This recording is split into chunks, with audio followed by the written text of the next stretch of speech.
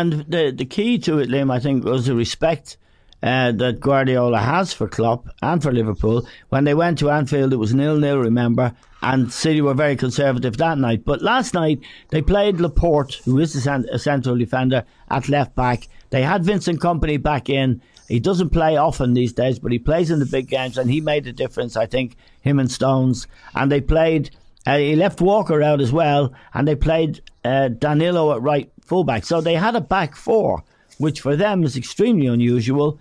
And it showed respect.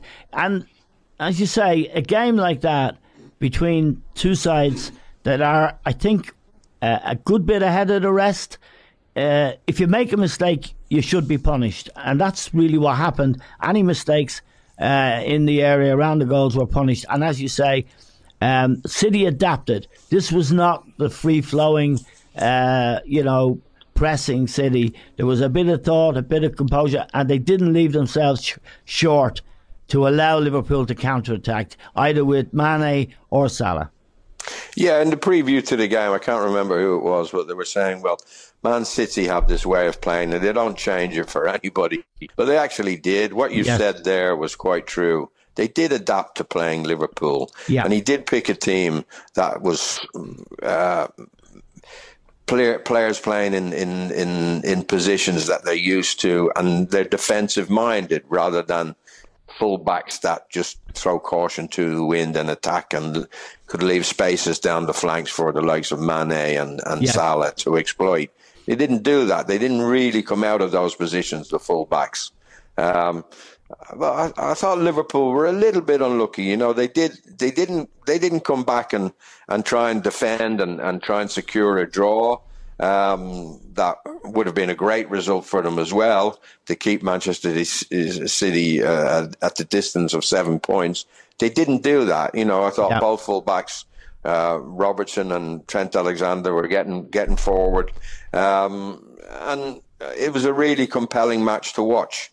And Souness said afterwards, he'd still rather be in Liverpool's position. Okay, it's 4 points, and that's an obvious statement. Yeah. But although they lost Liverpool, I don't see them suffering from that defeat. You know, because in the manner of how they played, they could have very easily won the match. And I'm sure Klopp will be saying to the players, look, this is the way football goes.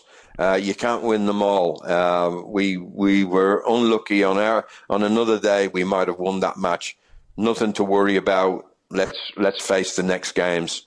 And they've got Wolves in the cup coming up now. Be interesting to see what kind of team he picks there, because he's got Bayern Munich, hasn't he, in the Champions League in February? Well, that's a bit further down the line. That's around. Yeah, but I know. But if you win against Wolves tomorrow, then you have another cup match. Later on in January, and the fixtures begin to build up, and you want to be getting your best players on the park for the big matches. So he might have to take a chance at the weekend against Wolves and pick a second string team and see how he goes. That's what I'd be thinking that he may do, because after that they have 5 fixtures. I was looking before. Brighton is the next league game, isn't it? Yeah, Brighton, and then they have Palace at home, then they have Leicester at home. They have Bournemouth, they have West Ham away.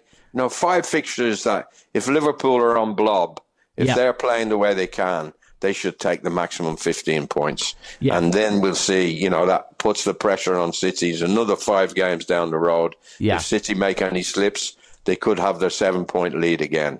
I think that's a fascinating analysis.